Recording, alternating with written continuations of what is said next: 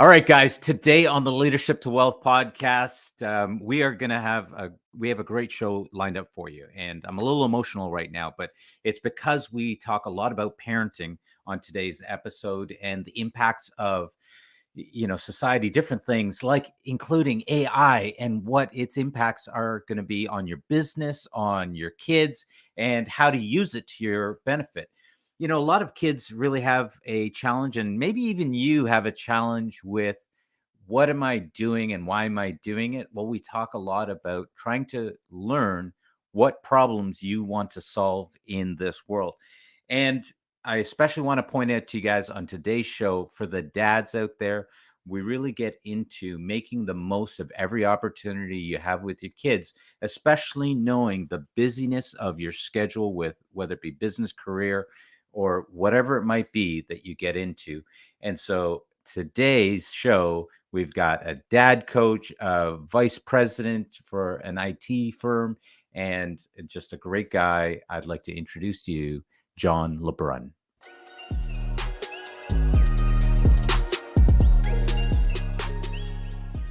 Ladies and gentlemen, John Lebrun. Yeah, thanks for having me. I'm excited to be on here. I love what you're doing with your show. Love what you represent, and just excited to get into this conversation. I'm really excited. I was loving some of the conversation that was going on between you and Wyatt offline, and yes. I'm hoping we can share some of your personality, your wisdom, the stuff that you've got. For people that don't know, you've got your own podcast. You've got the which is called Unscripted, correct? Yeah, Unscripted Authentic Leadership. Authentic Leadership. You also identify yourself as a top dad coach. 100%. Yes. Okay, and you're also not far from the Cincinnati Bengals. You're right. Yeah, I'm like 45 minutes from the Cincinnati Bengals. I'm a Cowboys fan, unfortunately, but I'll root for the Bengals for the next 2 weeks. There you go, buddy.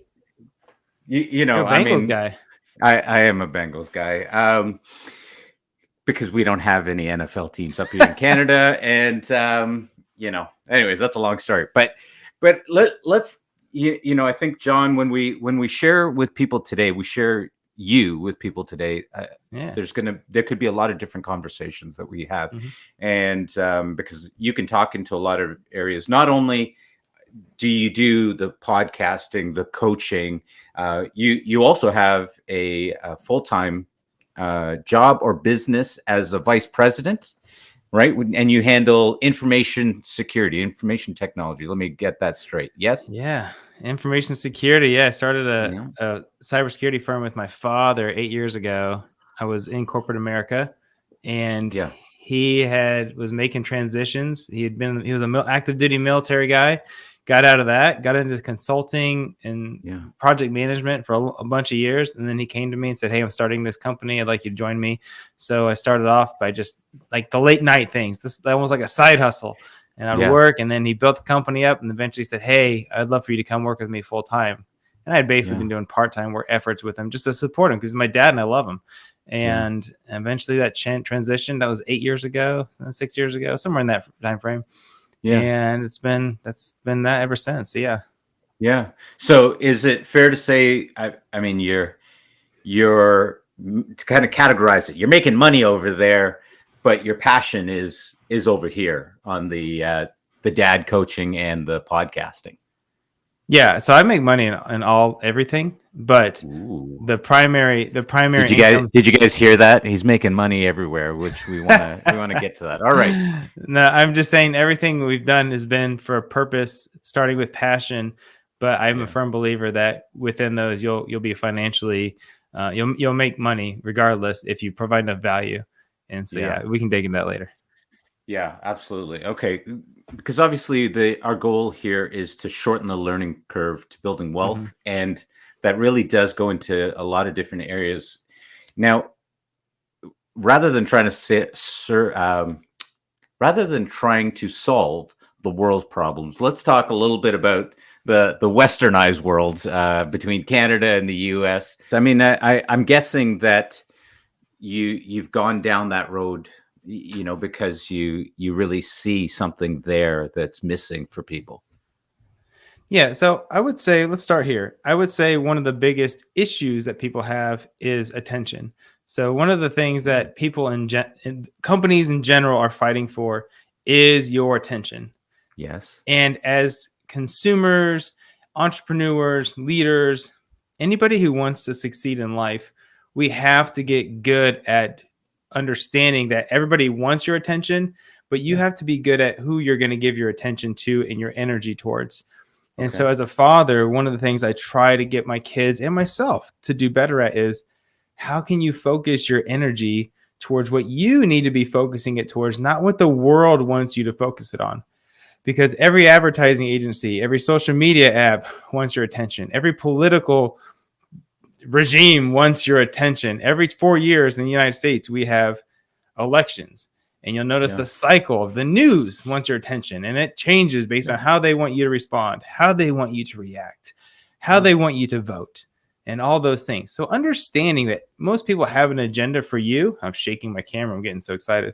Most people have an agenda for you, and understanding that, and you need to be laser focused on your purpose and your mission, and allow yourself to make those decisions, not other people's agendas to make those choices for you.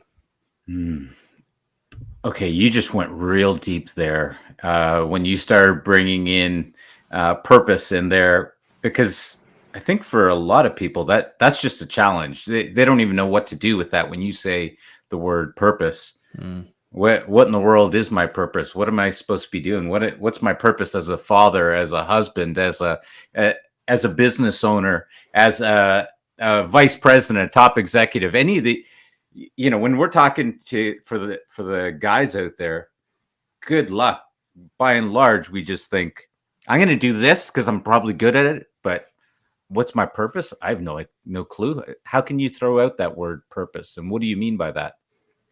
Yeah. One of the things that I think stops people is they'll be in a career, and then I'll get questions like, I just feel like I'm not making a difference, or I feel like I'm not living in my purpose, or I feel like I should be doing X, Y, Z. And still flip from job to job to job. And maybe I should be an entrepreneur.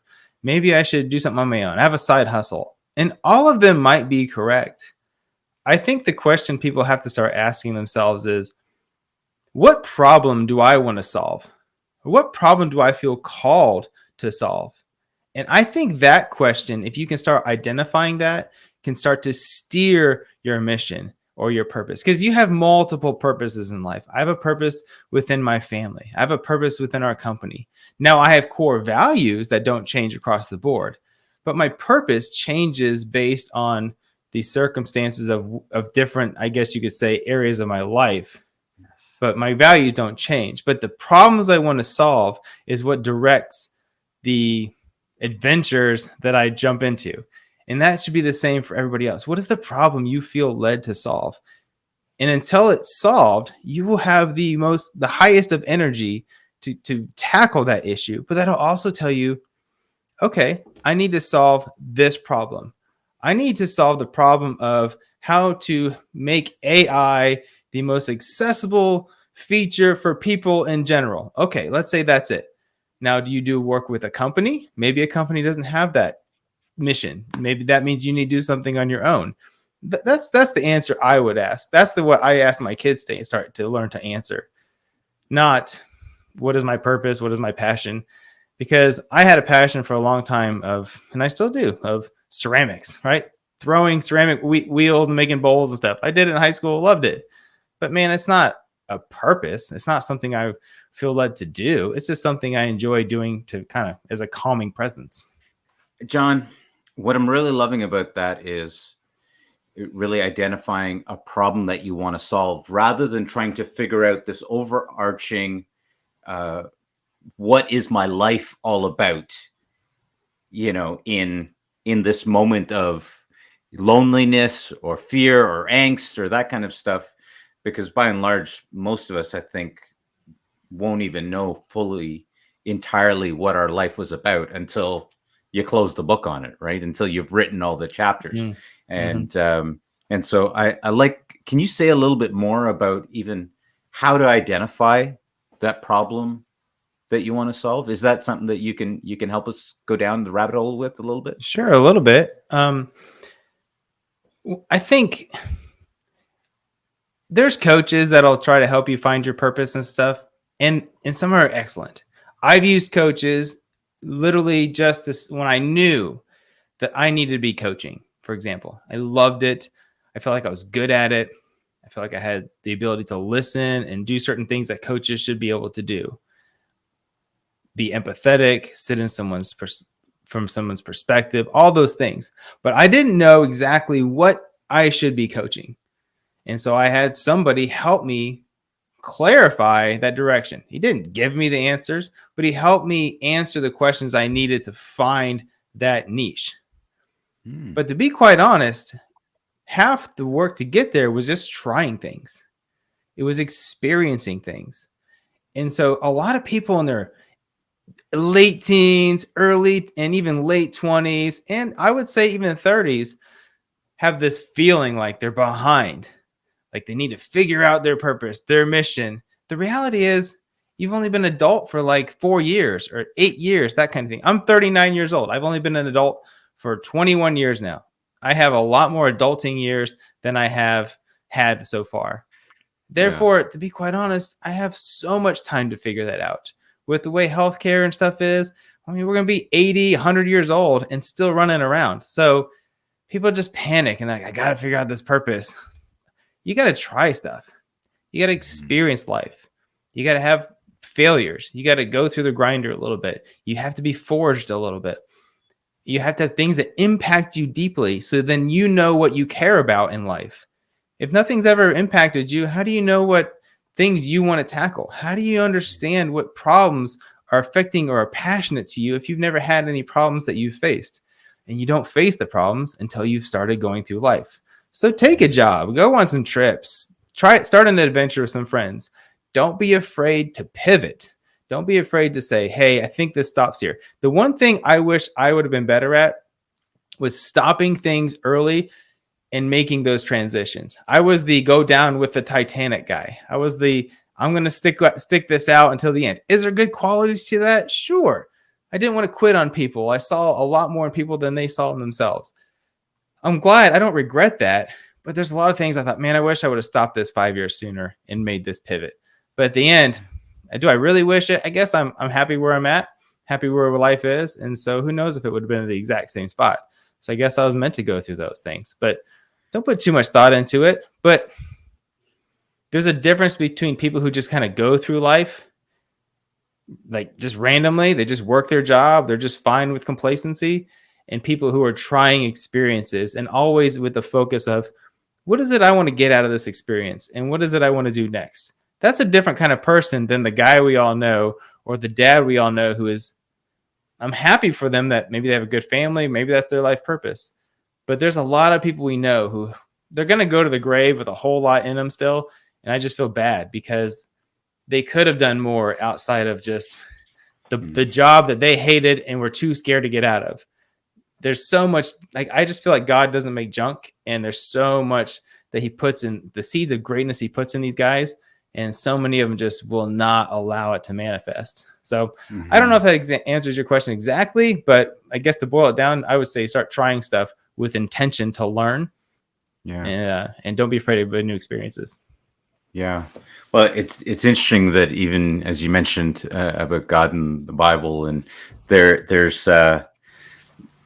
for those of you that are familiar with it, there's a lot of passages that literally talk about sort of transitions in life. You know, when you're younger, hey, young men, you guys should be doing this. Then when you get a family, you should be helping and serving your community, this kind of stuff. And then as you get a little bit older, hey, you need to be counseling and advising the young guys and helping and teaching and this kind of stuff. And it's so interesting that we are in a day and age where so often we feel like we're supposed to be further ahead.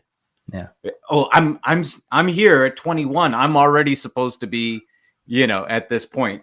Meanwhile, I'm here approaching in on 50 and thinking, the further I go, the more the more I realize, man, I thought I had stuff figured out and I didn't have a clue Mm-hmm. on so many different levels, right? Because you learn more and more and you're able to pivot. And so I I love what you're sort of pointing out there. Why and I want to come back in about what you were talking about, fighting for attention, for our attention, and the media fighting for our attention. But what do you see when you're looking at youth today? And when I say youth, I'm going to talk about teens right up to anyone in their 20s, because Mm-hmm. it seems like people are getting older and older and are challenged with this idea of, being an adult. Mm-hmm. And so what are you seeing that says this might be why people are having difficulty with trying things and being okay with failing? Why Well, do they think they have to have it all figured out? Yeah, we live in a highlight reel society. So Instagram is basically like Sports Center. You guys have Sports Center? It's Yes, we all the do. good things. It's all the Yeah. great parts. It's all the highlights, the exciting wins. It's rarely the failures, right? Unless they have a little like reel about the weird things that happened during the weekend. But for the most part, Sports Center is highlights. Yes. And there's a few people who put vulnerabilities on social media, but for the most part, we put our good stuff on there. And I tell people all the time, even within family, like, you have to understand that Instagram, Facebook, LinkedIn, TikTok, whatever, it's just about posting the wins in life. And how that looks in reality on there is not how life is in reality. We've all had friends who we maybe don't see them every weekend. They're married couples and they seem to be doing great. And then all of a sudden they're split. And people are like, how did this happen? They were so happy. No, they've obviously been unhappy for 2 to 5 years before this. Or one of them at least was. Nobody's just randomly unhappy and they split within a week. Somebody's not been happy within the relationship for years, but they're posting highlights. And I'm not saying you should post your garbage on those platforms, because to be quite honest, none of us feel better because you give us all your problems. So I'm not suggesting that, but just understand what it's for. I don't post my problems on LinkedIn and Facebook and Instagram. I post things that my kids do and all pictures for my mom to see, all those exciting parts. So people have this thing where they can't experience failure, or they're too afraid to fail because of how it might look to everyone else. And the biggest thing, I put my kids in positions not to fail, but because I'm not trying to make them fail, but I would say I'm allowing them to have failure. Yeah. And the biggest thing is, it's not, a lot of parents allow their kids to have failure. It's not the fact that they fail. It's how are you responding as the parent? Like, what is your reaction? And everybody says, well, I react nice and so forth. It's not a big deal. I'll let my kids fail. Okay. But let's check the ego of the parent. Meaning, so the easy one is the sports dad, right? That's the easy one to see. We all seen the sports dad. I coach my kids in their sports and both do fine. None of them are the best kid on the team. That's fine. Both do competitive things. My son wrestles. He's in wrestling season right now. And he has good wrestling matches and not so good ones. Some he wins and some he gets his butt kicked. Every single one he learns. But I also see the dad who's screaming at his son for not making weight or for not doing XYZ. And the reality is the kid is 10, 8, 11, something like that. So instead of allowing him and seeing it as a growth opportunity, dad sees it as something that's impacting him and how other people see him, and my kid's not winning, therefore him not winning, it looks bad on me, all those things. Okay, let's take it a step further. How about grades? Everybody's like, well, my kid's I'm not the sports dad. Okay, let's be the grades dad. What happens when your kid brings home a C on his report card and you tell him it's not acceptable? Why is it not acceptable? Like, let's be honest. You're 50. I'm 39. I'll be 40 this year. Or you said you're approaching 50. Apologies. I don't want to speed that up. But you look great, by the way. And so let's be honest. Looking back, do any of those grades matter in life? I'm not saying your children shouldn't give effort. Mm-hmm. But the reality is we see a C, and our grading scale is A through F, basically. I'm assuming you're similar. And when they hit that average score, so many parents are like, this is not acceptable. You can do better. And I know it. I'm not saying don't have accountability and don't expect you want your children to exceed. And I would say put in the effort. But why are we getting on them about something that is virtually meaningless in life? School should not be about a letter grade. It should be about learning, and not even learning a specific topic, but understanding how to learn is a lot more important than understanding a topic or memorizing things. And so there's too many people I know who did mediocre in school who have excellent lives as adults. And I know a lot of people who are valedictorians and they do nothing as adults. So we know that. It's not like this is 1950 and we haven't learned this stuff. We know this, but our ego still still reverts us back to that old mentality of, well, you're never going to get into the good college, or you got to get into a college that's noteworthy. So when I put it on Facebook, everybody is excited for you. Not the local community college, but Berkeley or something like that. And it's just, yeah, our egos get in the way. And I think that it impacts how young people view failure. I don't think we want to blame young people for being like marshmallows or whatever, snowflakes, whatever you want to call them. I think you have to look at parents. I mean, how many conversations do you have around the dinner table where you get to openly talk about what you've tried and failed that week? Probably not many. Maybe we should start having those. Taking a little bit of accountability, taking a little bit of responsibility there is what I'm hearing. And I love it. I love it for us as parents, and taking accountability and responsibility for our own actions, our own involvement. I think what you're sharing there is really powerful. And for those of you guys listening, there's a question in there. What have you shared about with your kids this week? What vulnerabilities, what attempts, what failures have you been about to inspire them to that? That's what I just heard from you, John. Is that a fair question for us to ask ourselves? Yeah. So parenting is called parenting because it's about the parent, not about the kid. That's beautiful. That's the first time I've ever heard that. Parenting is about parenting. That's why it's called parenting. All right. It's about the parent. About the parent, most parenting not the think kid. It's about the yeah. Most people think it's about the child. Yeah. The child is a reflection of their environment. I don't believe kids are ever created bad. I don't think people are created bad. I think they're innately good. It just comes down to what environment were they brought up within. And it doesn't even have to be perfect because we all make mistakes. So my son, he's an amazing little man. He had a couple of detentions this year, and he's not malicious. He just he's in a special school with cool things, and they're very strict. And so he got in trouble for a couple, like making a joke in class and stuff like that. Nothing crazy. I mean, it was silly. He learned from it. I wasn't really mad about it. When we were going through school, there was no email to the parents. There was nothing that they could see outside of the classroom. I got in trouble multiple times, and my parents never knew about it because they just handled it in the class. I would stick around for recess, stick around for after school for 30 minutes, walk home. No big deal. Now it's immediate. As soon as he messes up, I get an email from the school. Nothing gets by.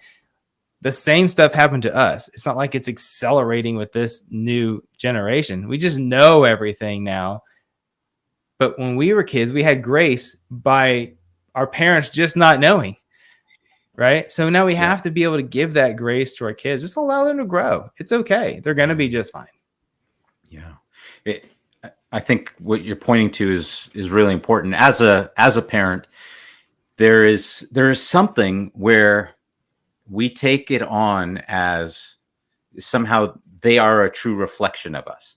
And to some degree that is true, but to some degree it's not. We are sort of setting them up for their own lives, and you've got to let them. I mean, we made mistakes. Why would we not think that they're going to make some mistakes? Why would we not allow them the freedom to make some of their own mistakes? And then we wonder why they want to get away from us. Right. And so and it's also interesting what you said there about our parents not knowing, and that saved us a lot of times, because that is absolutely true in my case. Because the couple of times my parents did find out something, I got in a lot of trouble. So I'm glad they didn't have that. So for parents being parents and taking responsibility for their own actions, taking responsibility for maybe sharing their own vulnerabilities, their own attempts to get better, to learn, to grow, to the failures they've had this week, any of these kind of things, learning to be able to have those kind of conversations with our kids can really empower them in them trying to identify the problems that they want to solve. Especially if like, this is what I'm hearing from you, is even as we struggle with finding our own problems that we want to solve, being able to share that with the kids really helps them in trying to figure that out. Yeah, I would say within reason. I mean, I'm not going to share my argument with my wife or something with the kids, right? And like, me and your mom had a fight today, and here's why. But at the same time, right? But at the same time, it's perfectly fine to my kids are very integrated in my life and in my businesses and everything. I don't separate family from business. It's all one thing. A lot of people are like, well, that's my business, this is my family. That kind of alludes to me that your values are different in business versus in family. Mine are the same across the board. And therefore, I have no problems bringing my kids with me. I have no problems them hanging out in our corporate office. I have nothing. There's nothing anybody's going to say there that we don't say at home. I don't talk different there than I talk at home. I'm pretty much the same everywhere we go. You have good days everywhere. You have bad days everywhere. But the authenticity comes when mom and dad mess up. So you get a little bit frustrated with your kid and you holler at them, and then you think later you shouldn't have done it. Okay, so do you have enough self-image to go talk to them and apologize for how you messed that up? Or are you going to justify it because it was their actions that you're screaming at them, right? That's what they're going to learn from. My wife's amazing at it. She is one of the best at acknowledging any kind of mess up. We all mess up, right? But she's one of the best at saying, I shouldn't have done that, and going and talking to my kids. I'm saying she's amazing at it. And they've learned so much from that. Now, my son, if he gets a little edgy and he's hungry and he snaps at somebody, he'll come within 5 minutes. He's back. Like, hey, I'm sorry. We don't even have to ask him anymore. He's just, I'm sorry, I shouldn't have done that. Where does he learn that from? My wife, his mother, because she's so excellent at it. And I think that's the things that they can really learn from. And of course, you can share wins and losses from work. That's amazing. But the biggest thing comes with, I think, within your relationship with them. How open and authentic can you be with them when you mess up with them versus you just justifying your action? Okay. You actually just made me think of something else that I want to ask you. Insight, seeing is your background, and you mentioned a little bit earlier about AI, and as you were talking about grades and all this kind of stuff, it all just kind of jumped in. And the question I got to ask is, we're watching this whole revolution, I think, or just very disruptive force with AI. And as we were talking about learning and school and grades and all of this kind of stuff, I was literally talking with my sons yesterday about this Chat GPT, and on one side, I think it's amazing in what it can do from a learning standpoint, an education standpoint. It's also a massive disruptor, as I see it, to whatever this thing is that we call learning or education. And do you have any thoughts about how you see AI coming into force and affecting, our kids, or, for those of us as parents, as businessmen, as entrepreneurs, as executives? Do you have any thoughts on where you see this going? Yeah, let's have this conversation. This is a good conversation. So what do you think? Let me ask you, what do you think is the purpose of education?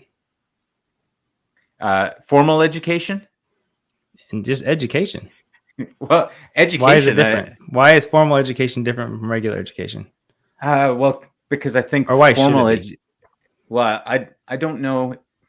I don't know if it should be, shouldn't be. I just know that by and large, formal education, our academic system is real. It's built around the government and all of its goals and what it's trying to pass on to you. 100%. And so for me, when I think of education, I really think about learning, and I believe that's a life skill. That's something that you're going to do for the rest of your life till the day you die. And so when you said something earlier, I agreed with. It really needs to be about learning. Never mind all the rest of the stuff. If you can learn how to learn some of those skills around that, do I think math is vitally important? Absolutely. Not the level that the academic system wants to teach you or thinks that it's needed, but I think math is absolutely necessary. Do I think reading's necessary? Absolutely. Do I think exposure to all these subjects? Absolutely. At the end of the day, I care more about when it comes to kids in school. I care much more about them having interaction with other kids and that social aspect, and B, the ability to learn and broaden their horizons in terms of what's available to learn out there. So I don't know if that was really the question you're asking, but that's my thoughts around it. Yeah. So ChatGPT, OpenAI, is basically, for anybody who doesn't know, it's just an AI system that allows you to ask, request, command, and you can put in prompts. It'll give you answers. You can follow up with more prompts, and it gives you further answers as if you're having a conversation with a person with the fastest brain in the world. Think of it that way. I can say, write me a blog about leadership, and it'll write a blog. And I'll say, now make this for dads. And it'll talk about that. And I say, now make this for dads with teenagers. And it'll keep on correcting as long as you want. And then you can take that blog, copy paste it in Google to see if it's plagiarizing, and you're not going to find anything. It's not plagiarizing. But what it's doing though is it's gathering information that it knows. It's not a system that has its own brain and can create things that don't exist. That's what humans do. We imagine things and we create things that have never been seen or even imagined before, like the iPad. Nobody ever thought about an iPad or an iPhone before it existed. The touchscreen. If OpenAI, ChatGPT happened back when BlackBerry was possible, and you wanted to come up with something, it would all reference that type of technology. It wouldn't just come up with an iPad for you. So we are definitely needed. But think of it as the fastest brain of existing knowledge ever. Therefore, you don't need to worry that it's just going to take over your thoughts, because your thoughts are unique. That's one argument here. Like, what if it's like, taking over the world? Okay. Now, is it processed faster than me? Probably. Is it processed faster than a small group? Probably. The other argument I hear is always from the educational institutions, and that is colleges banning ChatGPT. It happened all through December and January. I would see these blogs of this college is now banning it. And this college, okay, they might be able to ban it on campus. They're not banning it in life. It's a free open app, open domain. Anybody can get on. I've been using it for a couple months. In my mind, in general, what I want my kids to understand how to do is not memorize and regurgitate for tests just to make the institution happy and to make the government happy. I want them to be able to go and accomplish whatever God has called them to do. And to be able to do that, they need to be resourceful. In this day and age, it's not about understanding how to memorize all the math equations and logs and how to do all this crazy stuff. I was high up in math in college, so I understood a lot of it. Within 5 years, I forgot most of it. And they don't need to understand things like that. They need to be resourceful and understand how to go find the answers. The people who get paid the most in this world, who have the most value, are not the people with the highest IQs necessarily. It's a few of those, but it's the people who are the most resourceful. It's the people who can go put the best teams together, who can go find the best knowledge from other people, and so forth. Those are the people who bring a ton of value. Is there a few high IQ people? Yes, but we all know people with giant IQs from high school and college who went on to do almost nothing. And then you got people like me, pretty average. I don't know what your IQ is. I've never even taken an IQ test because it seems like a waste of time. But my goal for them is to understand how to learn. And part of understanding how to learn is is understanding how to go get the information. And so the reality is the institutions are mad because Chat GPT shortens the learning curve and it helps them get answers apparently to their tests. Well, then the issue isn't that, like, AI is not going away. So in my mind, either the institution is going to go away or they have to change how they're teaching. They have to start changing, instead of how to memorize to write a paper on something that doesn't matter anymore.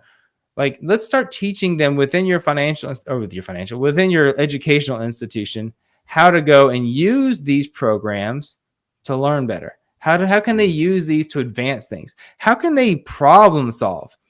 How can, instead of saying, here's what I want you to learn and here's the test you need to take and the 17 questions, and if you don't get, at least 15 of them right, you get a bad letter grade and all these things. It's ridiculous. They give you 20 questions. If you get more than 5 wrong, you get a terrible grade.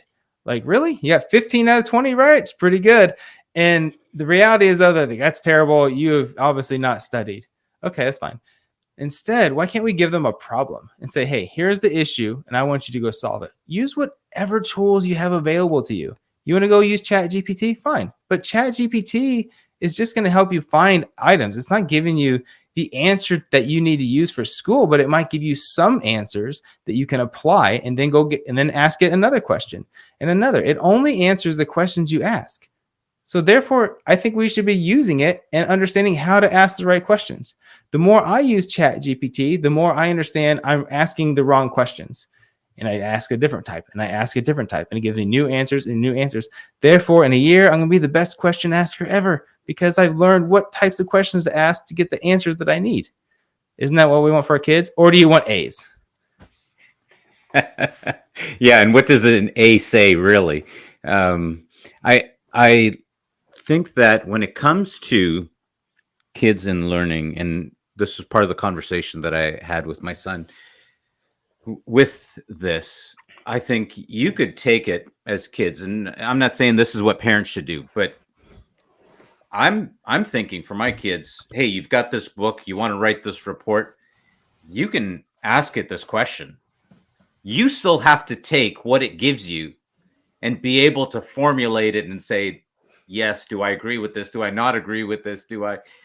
And if your kid is taking Chat GPT, taking an AI source, having it write its homework for him or her, and submitting that without even looking at it, then I think there's other issues that you probably need to look into with what with your parenting, with what you're doing with your kids, right? Because if you've tried to foster an environment where, hey, use all the tools, like you said, then you want them to do that. And what I love is I've got a great example that I share with my kids, and that is my wife, who is a nurse. She kept all of her textbooks when she finished university, and she was like, I need them for reference. I said, really? Now I'm thinking that information is done with by the time you've gotten your degree. It's already old information. Mm-hmm. And I said, okay, that's great. And I kept the textbooks, and I actually took them all and I put them underneath the stairs. And about 4 or 5 years later, I was like, hun, do we still need those textbooks? She's like, yeah, I need those textbooks. I was like, okay, hang on. Where are they? I was like, you have not referenced them once, because they've been under the stairs the entire time. Mm-hmm. Right.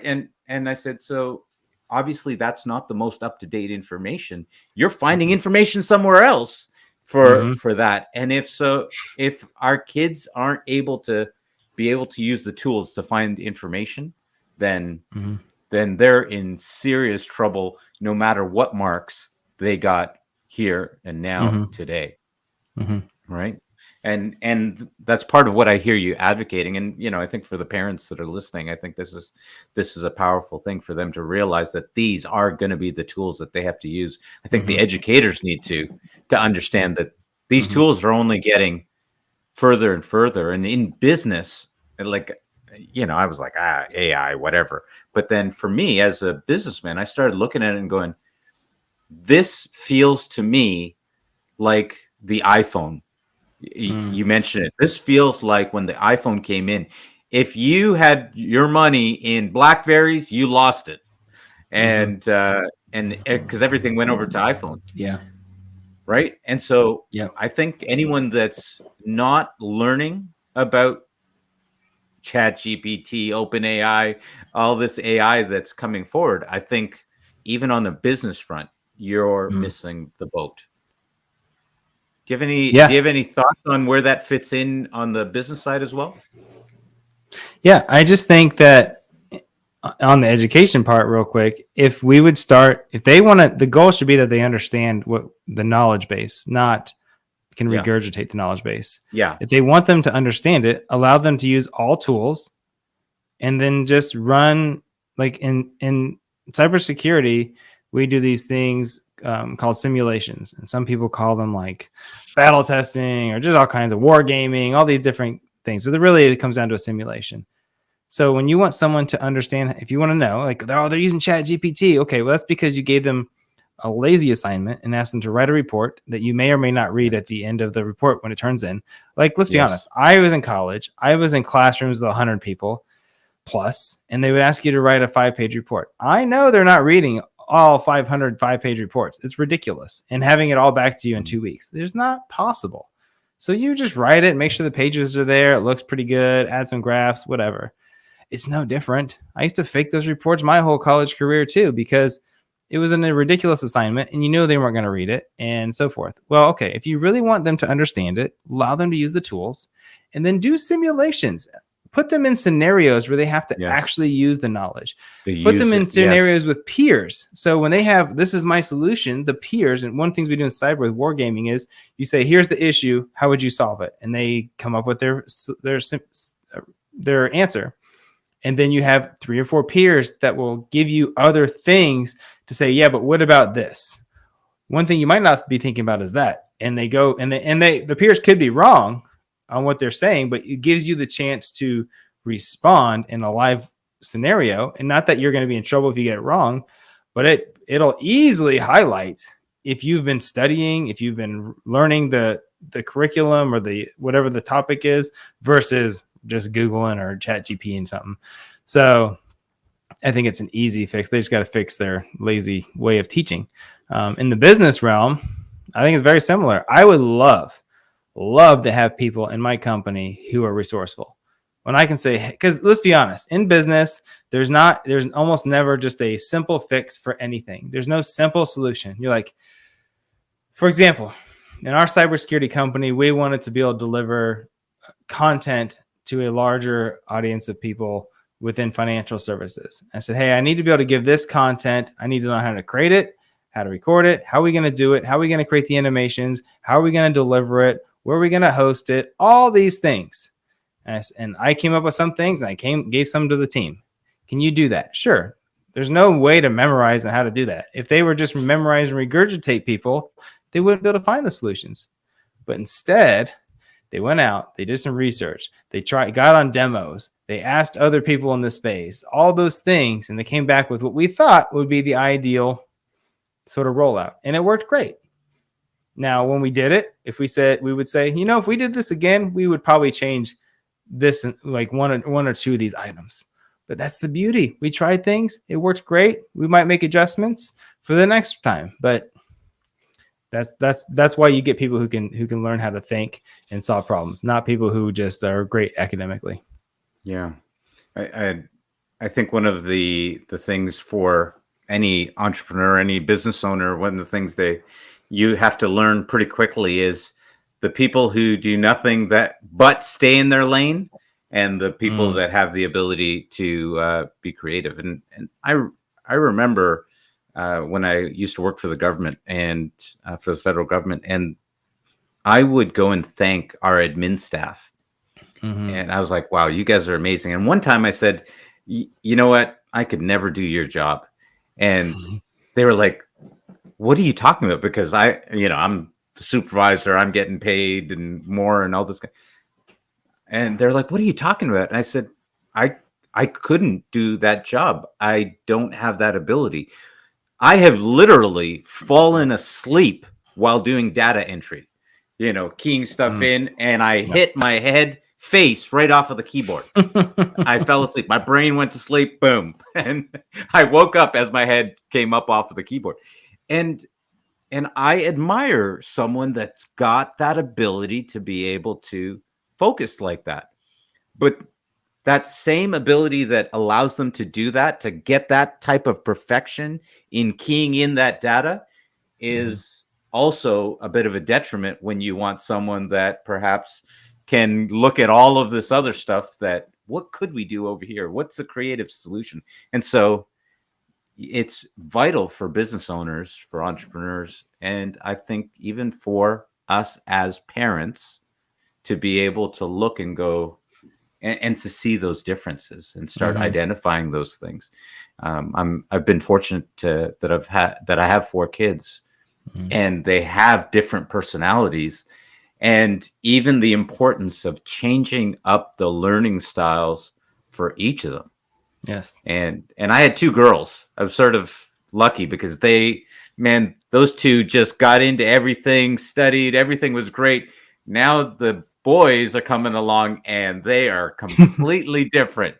Completely different, and their learning styles are completely different. And quite frankly, I'm confused as to anything right now. They're teenagers, and I'm still trying to figure out as a dad how to navigate and negotiate where they're at, how to be a support for them in their learning process. Do you have any advice for me?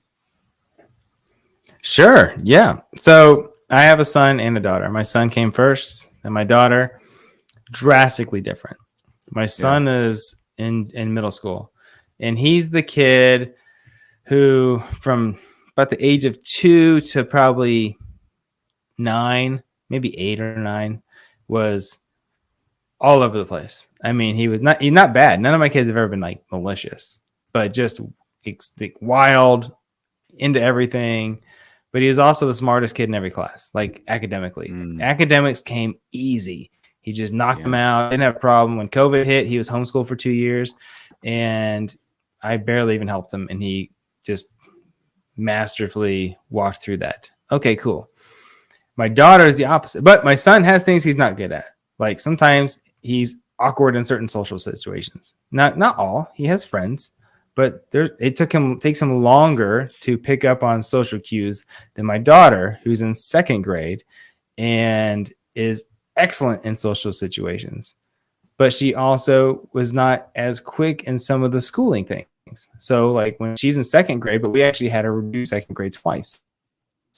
As a parent, you're like, oh, have I messed up? I'm like, the reality is she was a little bit younger in her grade, and she didn't pick things up as quick, but she also had hit COVID and was sent home halfway through kindergarten, all of 1st grade, half of 2nd grade. And then we sent her to a private school, and she kind of started getting rolling again. And we said, you know what, let's just swallow our ego and let's have her do it again. And she did. And she's performed excellent. Took some state tests. She's in advanced levels. I mean, doing amazing. But it just didn't come as fast. My son was reading chapter books in 1st grade. I mean, maybe kindergarten. It was ridiculous. It took longer. But the reality is we just put them in an environment. And one of the biggest things parents try to do that I think is a mistake is they try to design the way for their children and put them in the way. Like one of the highest, if you're familiar with spiritual IQ, they call it SQ, spiritual quotient, spiritual intelligence. Let's use that word. One of the highest forms of spiritual intelligence is understanding that your path is not necessarily their path. And as a parent, you have to understand that. And you have to not just know that, you have to accept it and know that when they mess up, it's probably part of their path. When they're good at one thing versus another, it's probably part of their path. And so parenting is a lot like gardening. A gardener, it's not the job of the gardener to tell the seed what it should become. So when you plant an apple tree, it is designed by nature, by God, whatever you want to call it, to turn into an apple tree. And not just an apple tree, an amazing one that bears tons of fruit. But the dictator of whether that apple tree bears a lot of fruit or it's basically half dead as a mature tree is the environment that it's put in and the nurturing that it's given. It's not the fact that it was the wrong thing. It was created the right way.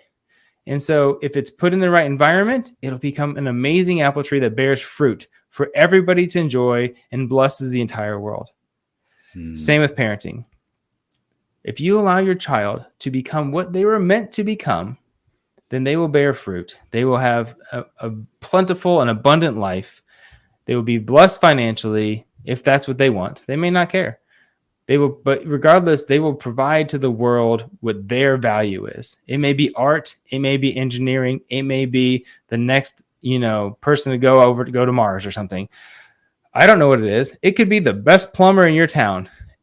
It is what it is, but allow them to find their path and don't worry so much about is my son great in school or whatever. Can you understand their learning, how they love to learn? Absolutely. Everybody learns differently, aesthetically, by listening, by seeing, by touching, all those things. And my kids do differently too.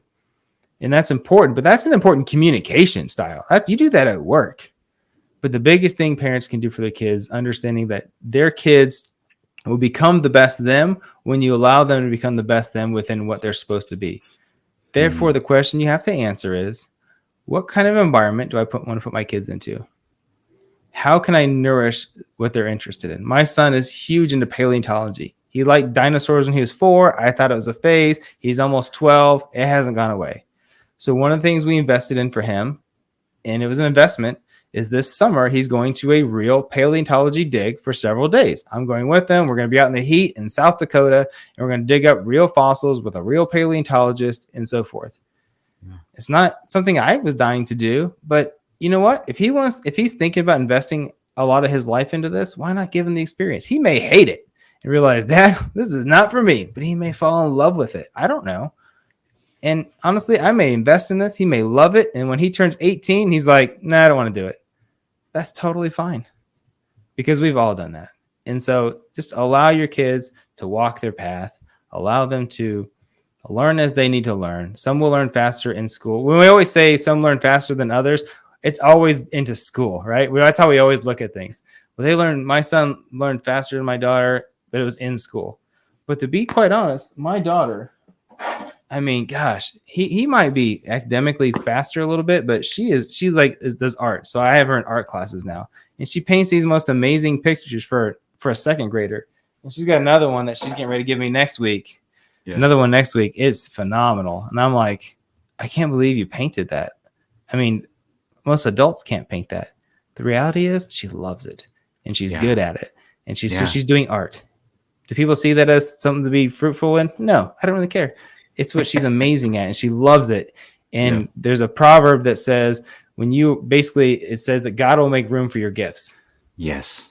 As long as you give space for that, though. You don't give space for the room, there's no room. So, yeah.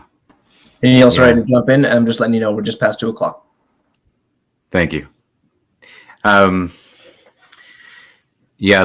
That is beautiful, John, and it really brings some things home for me. Even it made me just think about what am I investing into them to support them in finding the problem that they want to solve, and because that's actually been one of each of the 4 of them. 3 of them are pretty good about getting into that.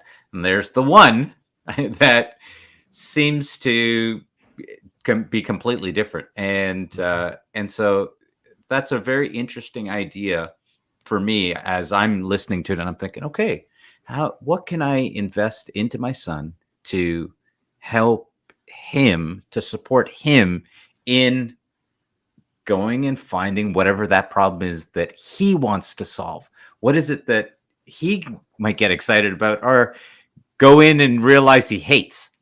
Even if he hates it, I'd love it. That'd be perfect. Mm-hmm. And let him start identifying some of How old things. Is he? 16. Okay. And what is he super interested in? That's the great question. I would like to say he's super interested in video games and hanging out with his friends and working out and that kind of stuff. But he's just as easy to drop any one of those things and sit and do nothing sometimes. And and so is he doing nothing or is he thinking? Sometimes he'll go to sleep. He'll literally just go to sleep. As a typical parent, I said, okay, I think video games is an area that really inspires him that he's really enjoying. But then he'll stop. He won't bother with video games. We thought, okay, with friends, it was going out with friends. Then he realized some of his friends were causing trouble, and he came home and said, you know what? I don't want to go hang out with them right now. And he stopped hanging out with them for a couple of weeks. Isn't that amazing, though? Yeah, it's beautiful. To me, it's beautiful. But as I've gone through and trying to find out what is it that he really loves, and I'm realizing he's sort of in a stage where he's just jumping. This has his attention for a minute, and then this has his attention for a minute, and then and on it goes. And to some degree, actually, he's just getting his first job, part-time job, and I'm curious to see what that develops in him, or where that takes. But so that's what I would say. Don't confuse his jumping with uncertainty. Right? Don't confuse his jumping with uncertainty. Say more about that. Because him not sticking with something, in my eyes, is just as good as somebody who finds early on what they need to do. He's just going through the process of identifying quickly, not into that. Nope, not into that. Nope, not into that. But here's the other thing. And here's what I love about my son. And is my son's always been willing to try new things just to try. Not malicious things, but like sports or other activities or making friends. He would just everything to him could be a great opportunity. And so he just does it. And some things like, nope, hate it. He played football in the fall. Hated it. Okay. He tried wrestling a couple years ago. Loved it. Plays lacrosse in the spring, but he just tried it once. Loved it. He did soccer. Hated it. I mean, go on and on. He was an amazing swimmer. Like when he was young, he was so good. I'm like, this is what he's going to do. He's going to be amazing at it. As the dad who thinks his kid's going to the Olympics all of a sudden. And then after the season was over, he's like, yeah, I don't want to do that again. Like, what? Like, it was your first year and you had all these first place ribbons like on the wall. Like, what happened? He's like, I hate swim meets. It's 3 hours long. I swim 4 times for 30 seconds max. Yeah, I mean, as a parent, I didn't love it either, but okay. So then you just let it go. He doesn't love it. If he doesn't love it, he's not going to be passionate. He's never going to be amazing at it because it's not what he was designed to do. And just allow him to jump, and he will find it. It's the person who won't jump and just sticks within what they hate that I worry about, not the one who drops what they don't like. And the fact that he can leave friends that are not good association just says that you are a great dad. Period. Thank you. I really do admire his ability to drop a lot of these things and then pick them up, and I also recognize that he's got testosterone running through his veins right now, and so there's a lot of girls running around. And even that, it's a very funny world for them now in that scene versus for us growing up, because of course we didn't have Instagram or any of these things. You had to talk to the person. So anyways, let me get off of that. Thank you for that. I want to just sort of, as we're closing up here, I want to ask a little bit of what's the problem that you're trying to solve these days that's really important to you. Yeah, I'm on a mission, and that's to help more males become men, period. Right now, and for as long as I foresee, I'm very focused on dads because that's what I'm most passionate about. The best thing that ever happened to me was my son being born. I'm not saying I was bad or anything like that before then, but I can remember so vividly the moment he was born. I was the dad who, when I went to a friend's house, my wife's friend who just had a baby, and they said, do you want to hold the baby? I'm like, no, I'm good. And then I remember the first time I did, I said, well, just try. We're going to have a kid here in a couple months. I'm like, all right. So I sat on the couch. I said, what do I do? I put my arms in the exact position they told me. They laid the baby into my arms and I didn't budge for 10 minutes. Like not a muscle. I'm like, I'm going to crush this kid. I don't know what I'm going to do. Did anybody else experience this? Or just me? And I held him. I was like, this is, and honestly, I just thought, let me hold it for as long as they think is acceptable and then give this kid back. And I wasn't thinking, oh, fast forward a couple of months. I have my son. I couldn't get to that doctor fast enough. I remember him saying, do you want to hold him? I was like, yes. And I picked him up. I didn't think about what's the right way to do it. I didn't care. I just knew. I knew I would never let him down.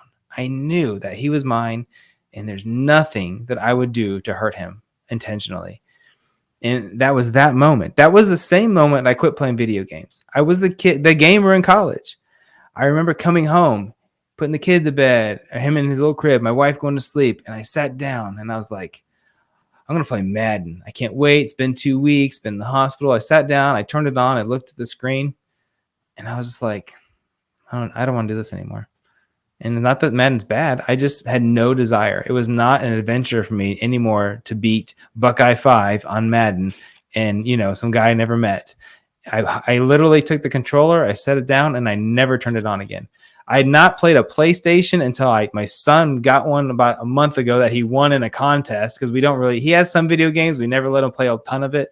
And he has them. He plays them within reason. But that was the first time I played. It's been years, over a decade. I just didn't care. It seemed silly. But I had a new purpose and a new calling. It was to be dad. And I was already teaching men. I was already leading men. But as I progressed in my parenting, I thought, I know some things that I've learned because I'm so intentional about how I parent. Not that I'm perfect, never will be. It's okay. And so I thought, you know what? So I put a blueprint together. It's called the Intentional Dad Blueprint. And I walked these dads through a 12-week course on things they can do to level up as dad. And it's my way of giving back to the world to help males become men, dads become the best dads ever, because that is a generational impact. I had a last thing, I'll stop with this. I had end of my last cohort, one of the dads, he had asked me for my Venmo.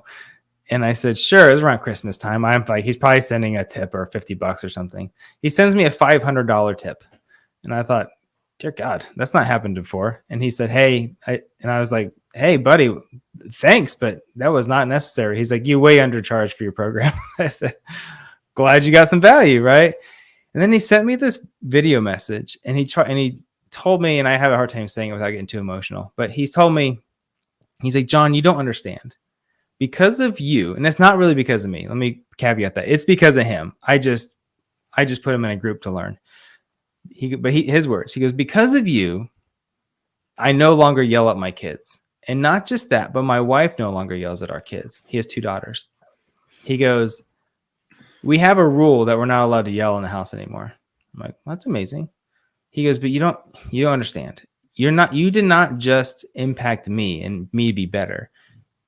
My wife's was better and she didn't even take the course. But further than that, my kids are will now be different because I parent them at another level. They will become even better. And I parent as my parents parented me. And he goes, my dad was amazing. But now my daughters will parent as I've parented them. And their kids now will be better because of how I've adjusted my parenting. So therefore, you have made a generational impact within just my family. He's like, you're not just helping one man, you're helping a generation of families. And I just thought you needed to know that. And that was the biggest Christmas gift I got this past year. It was just a video message that I'll never get rid of. And I can't share it. I don't share the video because it's a personal video. But that's the mission. Help males become men, dads become better, because it is important. The lack of fatherhood in this world is getting worse and worse and worse as people take our attention and we stuck on these dumb video games as 40-year-old men for hours on end. And we think it's not a big deal because we're just playing until 3:00 in the morning and everybody's asleep. So who cares? But the reality is it stole your energy the next day. Therefore, you go give your job what energy you have left and your family gets nothing. They get the leftovers. Are they really worth the leftovers? Wow. Well, so let me just ask. So this, if someone's interested in being a part and joining into one of your group sessions, can you tell us a little bit about it? And I think you said 12 weeks. What does it cost? Yeah. So I run a 12-week cohort, and I put you in a group with other dads. Now, understand, these are not slouch dads. These are successful people. My last group had people who were IT executives, somebody who was high up in the military and goes on missions that we don't ever even know where he is. And he also owns multiple companies, does very well financially, lives in the West Coast, just doing great. San Diego, which is not exactly the cheapest place in the world to live. It's one of the most beautiful places in the country to live. But I mean, these are great dads, and all of them are actually good at being a dad. It's just like leadership. When you go to a leadership conference or course, is it full of bad leaders? No. These are good leaders who want to be better. Same thing. These were good dads. They were like, this is important to me. It's something for me to invest in. So I put them in a cohort. It's a group. The content is good. The group is just as important as the content because you learn from each other's experiences. We become vulnerable. We start talking about things openly in an environment that you have not been able to do it in before. Yeah. And without judgment, because we all go through stuff. I share my own stories. I have to share a lot of my own stories early on just to get you to open up. So that's one of the biggest compliments I get. All my, what they call Andrew and Lily stories. That's my kids. The pictures are behind me. You can kind of see them. And then it's a 12-week course. We go through content. It's usually about 90 minutes. What else? Yeah, that's about it. I do some one-on-one coaching as well for somebody who's like, hey, I love that, but I really need some specifics on my specific life. So we do that as well. My cohort right now, it runs at $19.95, as in like $1,995, and it's a 12-week course. I think it's a deal. And so, and how long is each session? 90 minutes. It depends on the amount of people that could get in the cohort. It could be longer, but typically I like to do classes of under 10. So these aren't like 50 people. It's 10 or less. I've run classes of 3 and 4, and that's totally fine. Doesn't matter to me. I don't care how big the class is. I care that you find self-discovery and how to become the best man that you can be. It's not just about being the best dad. It's the best man, the best husband, the best leader, understanding your core values. I think find me on Instagram if you really want to, at John Lebrun 3, JohnLebrun 3. We'll put that in the show notes as well, guys, so that you can check that out. And to put it into context, 12 weeks, that's a 12-week course that allows you, and I think people, so often we want to condense everything. We want to let's do it all in a week. Why are we doing it over 12 weeks? And if you're listening, I think there's something important and vital and I don't know if you've designed it this way, but there's something vital about being able to stretch out a course sometimes like that, where you actually get to learn something and implement 100%. something. That's why it's that way. Yeah. And you ever try drinking through a fire hose? Yeah, exactly. Well, you get about 3% of the water in your mouth. But in the business world, right? Isn't that everyone's like, 3-day weekend workshops and boot camps and all this kind of stuff, and you get just a ton of information, but you don't get to implement it, ask the questions and that kind of stuff. And so I see a huge amount of wisdom in your committing to these dads for 12 weeks in what's going on in the world. Thank you for that. Yeah, absolutely. It has to be multiple weeks. You have to be able to implement. I'm not giving people long assignments to do it. People don't have time for that. These are busy professional dads. And my goal is not to do so people have asked me, can we just do a 1-week boot camp and be done with it? What's the point of that? The goal is for you to have like lifetime changes. And so I'm committing to you 3 months. Yeah, absolutely. Well, I do want to say that I almost cried there when you started talking about your being in the delivery room and that kind of stuff and getting your son, because mine are all teenagers and and up at this point. So it really brings me back to that moment. And for the dads that are listening, no matter where you're at, I know that there is something when your child is born, there's something that happens where I have, and people have heard me share this before, I've had nightmares where my kids have been trapped, on train tracks and stuff like that. Yeah. And I can tell you that there is something in me that none of my kids have ever died in any of those nightmares. I end up turning into Superman. The train wraps around me. I've killed the sharks. That's awesome. My brain in a nightmare says, nope, this is not happening. And so as you shared, I just really heard your commitment to your kids, to your family, and even to the dads out there that are trying to, the males that are trying to become men. And I really want to honor you and thank you for coming on and sharing that with us today. Thanks so much, John. You're welcome. And can I challenge everybody with one thing real fast? Yeah, absolutely. So I challenge everybody to understand how much time you really have with your children. So above my head, if you can see on videos, is jars. They're basically, they're cylinders, they're glass cylinders, and inside each one has pebbles. There's blue ones for my son and pink ones for my daughter.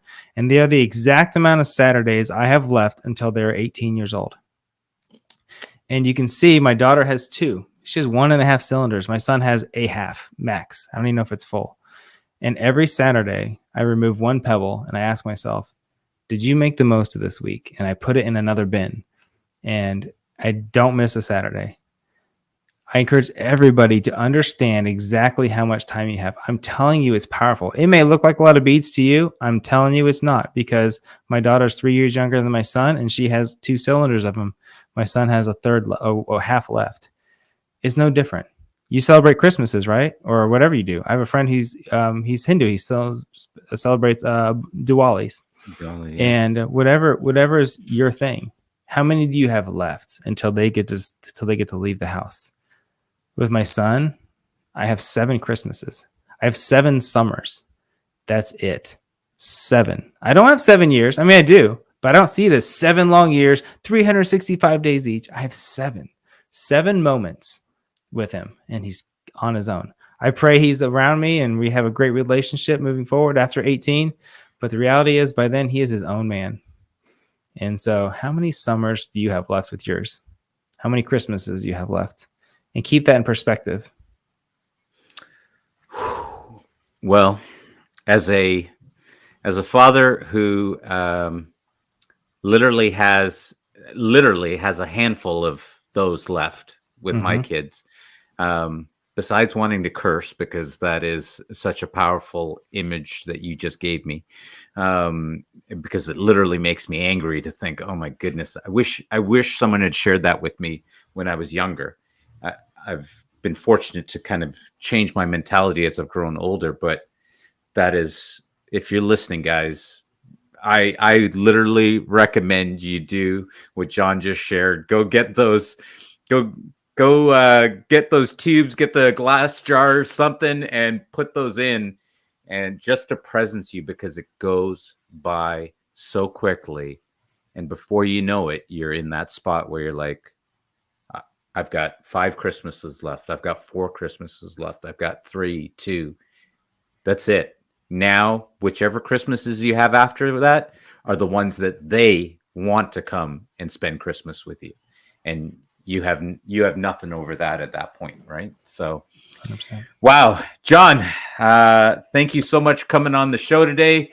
Guys, please go check him out on LinkedIn. Go check out his Instagram. We'll put it all in the show notes, and reach out to him. Dads, if you're really interested in being a better dad, in being a better man in this world, in business, in your family, in your marriage, go reach out to John and, be able to share about your journey and where you're at, and learn from other high performance men that are trying to also do the same in their lives as you guys go walk that journey together. Very powerful. And John, again, thank you for coming on the show. It was my pleasure. All right, guys, we'll see you next week on the Leadership to Wealth podcast.